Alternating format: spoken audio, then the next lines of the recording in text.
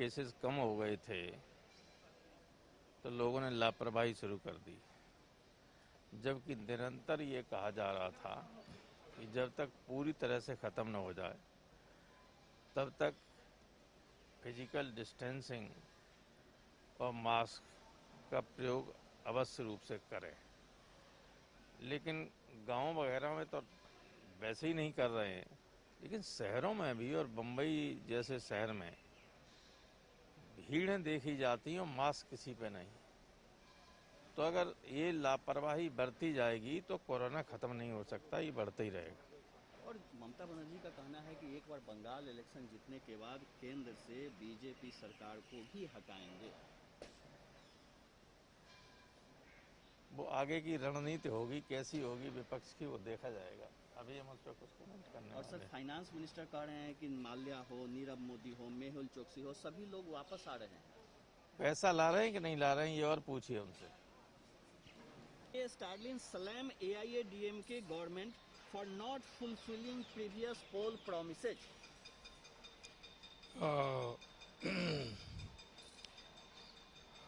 திராவிட முன்னேற்ற கழகத்தைச் சேர்ந்த எதிர்க்கட்சி தலைவர் கூறுவது ஏற்புடையதல்ல, உண்மைக்கு மாறானது. மாண்புமிகு முதல்வர் எடப்பாடி திரு பழனிசாமி அவர்கள் தலைமையில் அமைந்துள்ள அம்மாவின் அரசு எல்லா குறைகளையும், தமிழக மக்களுக்கு உள்ள அனைத்து குறைகளையும் நிவர்த்தி செய்துள்ளார்கள். அதேபோன்று எந்த குறைகள் ஏற்பட்டாலும் அவ்வப்பொழுது தெரிவிப்பதற்கான விஞ்ஞான முன்னேற்றத்தின் உதவியுடன் அவர்களுக்கு மக்களுக்கு வாய்ப்பு கொடுக்கப்பட்டுள்ளது. எனவே எல்லா உறுதிமொழிகளும் நிறைவேற்றப்பட்டுள்ளது. அவர் கூறுவது தவறு, மறுக்கிறேன். Slams AIADMK for not fulfilling previous poll promises. What's your party comment? No. All poll promises have been fulfilled by ADMK government, Amma's government headed by Edappadi Palaniswamy. The statement made by Thiru Stalin, the opposition leader, is incorrect, contrary to the truth. And all the grievances of the Tamil people have been addressed properly, and also a mechanism is in place to make any grievances even without visiting their respective offices. So this is politically that statement has been made. People are not taking it very seriously. Thank you. और 39,000 से ज्यादा का आंकड़ा पिछले 24 घंटे में सामने आया है।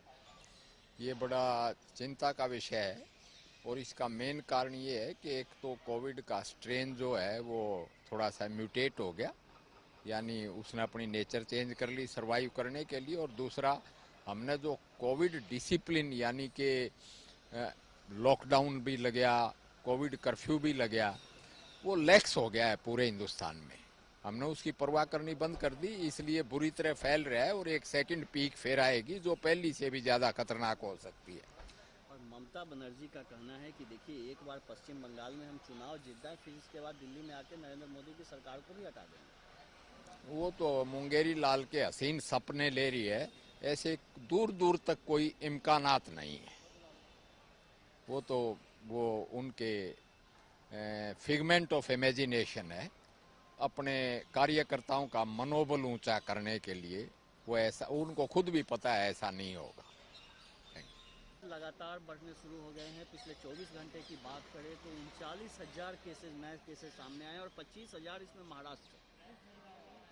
देखिए, आदरणीय प्रधानमंत्री जी बहुत पहले से सबको इस बात को चेताते आ रहे हैं कि कोविड गया नहीं है, सतर्कता जरूरी है। लेकिन मुझे लगता है कि जिस प्रकार से लोग अपनी सतर्कता को छोड़े हैं वो भी इसका परिणाम है। साथ ही सरकारों को भी इस बात का ध्यान देना चाहिए कि केंद्र सरकार के निर्देश के अनुसार ही पालन करते हुए अपने लोगों को सुरक्षित रखें। अगर सरकार भी उस प्रकार से नहीं करेगी तो मुझे लगता है कि वह जो केस बढ़ रहा है इसी का परिणाम होगा। और ममता बनर्जी का कहना है कि एक बार हम बंगाल चुनाव जीत जाएं, इसके बाद दिल्ली से भी केंद्र सरकार को हटा देंगे। ठीक है, पहले बंगाल चुनाव जीतने का प्रयत्न करें। फिलहाल यह उनका दिवा स्वप्न है। अब की बार वहां भारतीय जनता पार्टी की सरकार बन रही है। देश में सर कोविड के केसेस लगातार बढ़ रहे हैं। पिछले 24 घंटे की बात करें तो 39,000 से ज़्यादा केसेस सामने आए हैं और अकेले महाराष्ट्र में 26,000 से। ये बहुत चिंताजनक स्थिति अब फिर बनने लगा है और मैं पहले भी कई बार कह चुका हूँ कि ये केवल सरकार का दायित्व नहीं है, ये आम नागरिक का भी दायित्व है। बीच में हम लोगों ने देखा कि काफ़ी लोगों में ये हो गया कि ये मास्क नहीं पहनना, सोशल डिस्टेंसिंग मेंटेन नहीं करना, तो ये बहुत ठीक ढंग से हमें लागू करना है और ये सरकार का भी दायित्व है और नागरिकों का भी दायित्व है। मुझे लगता है केंद्र सरकार राज्य सरकार के बीच और अच्छा कोऑर्डिनेशन होना चाहिए और लोगों के ऊपर भी थोड़ा प्रभावी ढंग से सरकार का प्रेशर होना चाहिए और हर स्तर पर एडमिनिस्ट्रेशन को थोड़ा कड़ाई से पेश आना चाहिए। ठीक है। देश में सर कोविड के केसेस लगातार बढ़ रहे हैं। 39,000 का आंकड़ा पार कर गया है पिछले 24 घंटे में, उसमें 26,000 केसेस तो सिर्फ महाराष्ट्र से। देखिए, माननीय प्रधानमंत्री जी ने प्रारंभ से कहा है, बार बार कहा है कि कोविड से जो सावधानियां बरतनी चाहिए वो बरतना चाहिए और दोबारा ये लौटा ले सकता है, वो ले रहा है। लेकिन कोई चिंता की बात नहीं है क्योंकि भारत सरकार और समस्त प्रदेशों की सरकार इस दृष्टि से बहुत योग्य रीति से अपनी रणनीति बना करके और कोरोना पर काबू पाने के लिए पूरी तरीके से प्रयासरत है और इसमें सफल होंगी, ऐसा मेरा सुनिश्चित मत है। ममता बनर्जी का कहना है कि एक बार पश्चिम बंगाल का चुनाव जीत जाए, इसके बाद आने वाले दिनों में दिल्ली से भी केंद्र सरकार को हटा देंगे। स्वप्न पालने में तो कोई नुकसान नहीं है। मोंगेरी लाल के ये सपने हैं एक प्रकार से, क्यों अब वो बंगाल की धरती से राजनीतिक दृष्टि से पूरी तरीके से जा रही हैं। उनका पराभव सुनिश्चित है, इसे दुनिया की कोई ताकत बचा नहीं सकती। भारतीय जनता पार्टी आ रही है और भारतीय जनता पार्टी के विजय का रथ को रोकने की ममता बनर्जी में कोई सामर्थ्य नहीं रह गई है। प्रधानमंत्री मोदी ने कल एक बड़ा आरोप लगाया और कहा कि कांग्रेस की करप्शन की वजह से असम डिस्कनेक्ट हो गया है पूरे देश की मुख्य धारा से।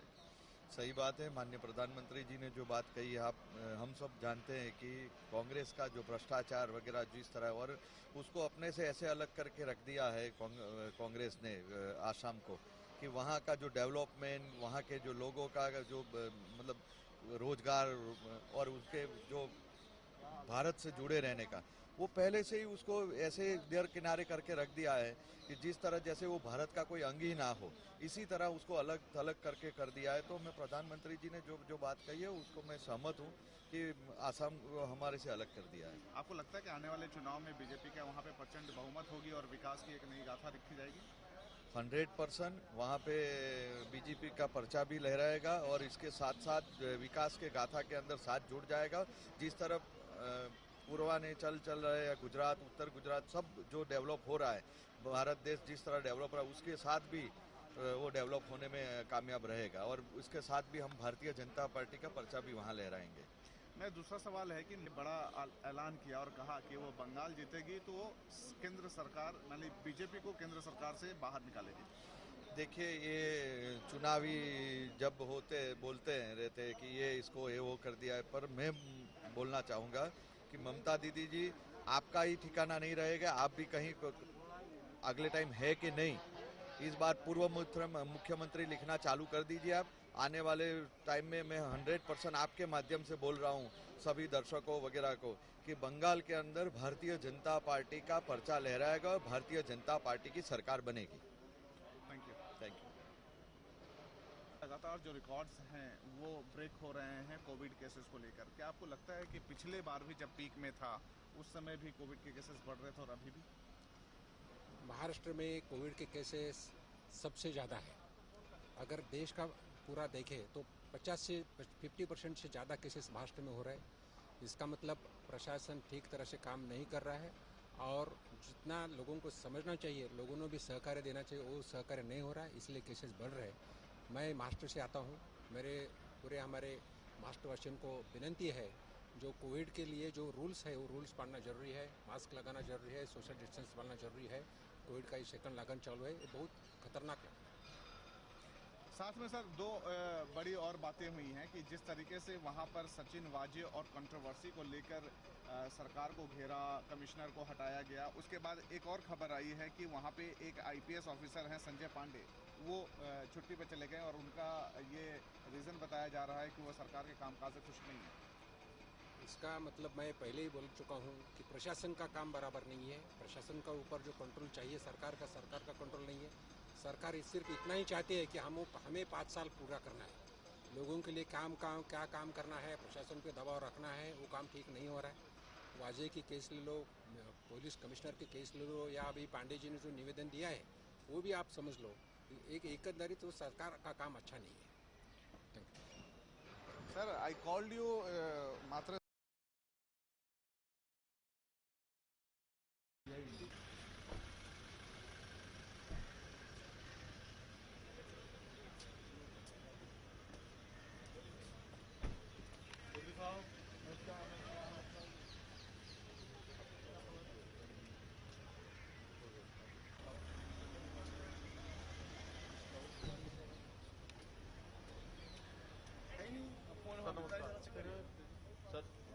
पश्चिम बंगाल के मुख्यमंत्री ममता बनर्जी चुनावी मैदान में दावा कर रही हैं कि बंगाल में न सिर्फ उनकी जीत होगी बल्कि वो ये भी कह रही हैं कि बंगाल में जीतने के बाद दिल्ली आकर के वो दिल्ली की सरकार को हटाने का काम करेंगी। देखिए, उनकी पूरी पार्टी कंफ्यूज है मुझे लगता है। कल हमारे यहाँ चर्चा हो रही थी जम्मू कश्मीर के डिमांड फॉर ग्रांट्स की और सप्लीमेंट्री डिमांड फॉर ग्रांट्स की। तो उनके यहाँ से जो प्रोफेसर सौगत राय जी बोल रहे थे, तो वो कभी हमारी तारीफ कर रहे थे और कभी कांग्रेस की तारीफ कर रहे थे। आपने सुना होगा श्यामा प्रसाद मुखर्जी की गिरफ्तारी गलत हुई। अब उनको पता चला है क्या? इतनी देर बाद पता चलता है क्या? तो जो प्रधानमंत्री मोदी जी का जो विकास का मॉडल है वो भी मुझे लगता है ममता जी को बहुत देर बाद पता चल रहा है। और जो उनकी पार्टी का धरातल वहाँ खिसक रहा है, इसलिए चुनाव में जब उनको हार मिलेगी तब वो दिल्ली कूच करेंगे। सर, और कहाँ जाएंगे? बंगाल में तो रह नहीं सकते। सर, कल वित्त मंत्री जी ने जो एक दावा किया कि नीरव मोदी हो, ललित मोदी हो, जो भी हैं, जो भगोड़े हैं, वो वापस आएंगे, लेकिन अपोजिशन कह रहा है कि वापस तो निर्मला जी इस राज्यसभा में इस चीज को स्पष्ट कर चुकी है। लेकिन अपोजिशन ये सवाल उठा रहा है कि वापस आएंगे तो क्या पैसे लेकर के वापस आएंगे? पूरी तरह से हर चीज को स्पष्ट किया है निर्मला जी।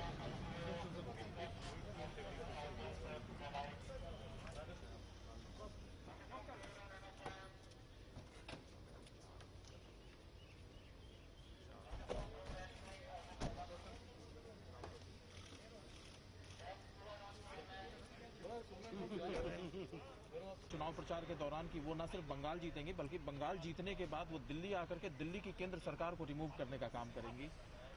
देखिए, ये तो मुंगेरी लाल का हसीन सपना है। वो जो सपना देख रहे वो सपना पूरा नहीं होने वाला। 10 साल हो गया, किसी भी मुख्यमंत्री को 10 साल कम नहीं होता है और ज़बरदस्त एंटी इनकम्बेंसी है। मैं पिछले दिनों गया था बंगाल और मैंने जिस तरह का वेव देखा है और ख़ास करके महिलाओं के अंदर एक परिवर्तन, जिसको बंगाल में परिवर्तन कहते हैं, एक चेंज का मूड है और लोगों को बीजेपी एक विकल्प के रूप में वहाँ पर दिखाई पड़ रही है। और मुझे पूरा विश्वास है कि बीजेपी के नेतृत्व वहाँ सरकार बनेगी। इसलिए ममता के गिने चुने दिन हैं और अपने कार्यकर्ताओं को उत्साह बढ़ाने की लंबी चौड़ी बातें करती हैं। दिल्ली जीतना तो दूर की बात है, पहले बंगाल तो जीते। लेकिन सर, प्रचार के दौरान जिस तरह से वायलेंस हो रहा है तो एक फ्री एंड फेयर चुनाव कराना कितना बड़ा? देखिए, इसमें चुनाव आयोग को हस्तक्षेप करना चाहिए। बंगाल में जिस बड़े पैमाने पर हिंसा हो रही है और 2-3 दिन पूर्व श्री धर्मेंद्र प्रधान जी की भी सभा में नंदीग्राम में जिस प्रकार की घटनाएं घटी हैं, और देखिए वहाँ की जो पुलिस है, स्थानीय पुलिस पूरी तरह से मिली हुई टीएमसी के साथ, और टीएमसी के कार्यकर्ताओं के समान काम कर रहे हैं। और मैं चेतावनी देना चाहूँगा बंगाल की पुलिस को, वो याद रखें कि 2 मई के बाद सरकार बदलने वाली है। वो ये ना समझे कि फिर टीएमसी लौट कर आएगी। तो उनको निष्पक्ष पुलिस की भूमिका का निर्वाह करना चाहिए, वो चाहे टीएमसी हो, बीजेपी हो या सीपीएम हो। लेकिन अगर वो किसी एक दल का अगर वो पक्ष लेंगे तो ये ठीक नहीं होगा। इसलिए चुनाव आयोग का काम है कि इसमें वो हस्तक्षेप करें। सर, एक सवाल और है। कल वित्त मंत्री जी ने राज्यसभा में कहा कि मेहुल चौकसी हो या नीरव मोदी हो या विजय माल्या हो, ये सब वापस आ रहे हैं और हिंदुस्तान के कानून का सामना करेंगे। विपक्ष अब सवाल उठा रहा है कि वो सिर्फ वापस आ रहे हैं या पैसे लेकर के वापस आ रहे हैं, जो पैसे का उन्होंने गबन किया है। देखिए, विपक्ष का तो काम ही है कि जिस मजबूती से भारत सरकार ने विदेशों में इसकी लड़ाई को लड़ने का काम किया है। अब वो इंग्लैंड में तो इंग्लैंड के कानून हैं, एक जगह जीत गए तो अपील में चले जाते हैं, दूसरी जगह जाएंगे तो फिर आगे अपील में जाएंगे। लेकिन अभी तक तो हर जगह वो मुकदमा हार रहे हैं। तो थोड़ा इंतज़ार कीजिए, बहुत जल्द वो लौट कर आएंगे और केवल लौटेंगे नहीं तो बल्कि उनकी संपत्ति को तो बड़े पैमाने पर पहले ही जब्त किया जा चुका है। और बाकी बचा खुचा भी जो पैसा है वो हम छोड़ेंगे नहीं, उनको लेकर भी आएंगे। और जो पैसा लेकर वो भाग गए, जो पैसे की जो गड़बड़ी हुई है वो भी वसूलने का काम भारत की सरकार करेगी। Thank you sir.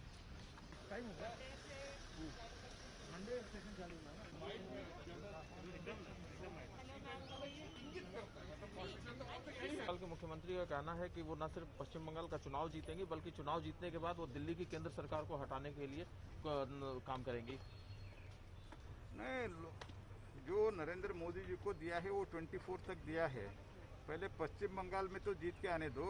पश्चिम बंगाल में स्थिति क्या है, तो चुनाव के लिए वो जो नाटक करने के लिए बीजेपी ने हमला किया, ये जो नाटक करते हैं, तो अगर इतना स्ट्रांग है तो ये सब नाटक का जरूरत क्या था। सर एक और चीज़ है, कल वित्त मंत्री ने कहा, फाइनेंस मिनिस्टर ने राज्यसभा में कि नीरव मोदी हो या मेहुल चोकसी हो, विजय माल्या हो, सब वापस आ रहे हैं और यहाँ के लॉ को फेस करेंगे। लेकिन अपोजिशन कह रहा है कि वो वापस आ रहे हैं तो खाली हाथ आ रहे हैं या पैसे लेकर के आ रहे हैं, अगर वापस आ भी रहे हैं तो। नहीं, पैसे दिया कौन? पैसे तो दिया उन लोगों ने। और अगर ये रहते तो Congress, if it would have been continued in the power, ये मोदी हो, नीरव मोदी हो, मल्ल्या हो, चोकसी, वो देश से भागते नहीं थे जी, वो इधर ही रहते थे। क्योंकि उनको शेल्टर देने वाला, उनको आशीर्वाद देने वाला वो अधिकार में है, तो वो भागते नहीं थे। अब अभी बीजेपी आया है, बीजेपी इसको टॉलरेट नहीं करते, इसीलिए भाग के गए।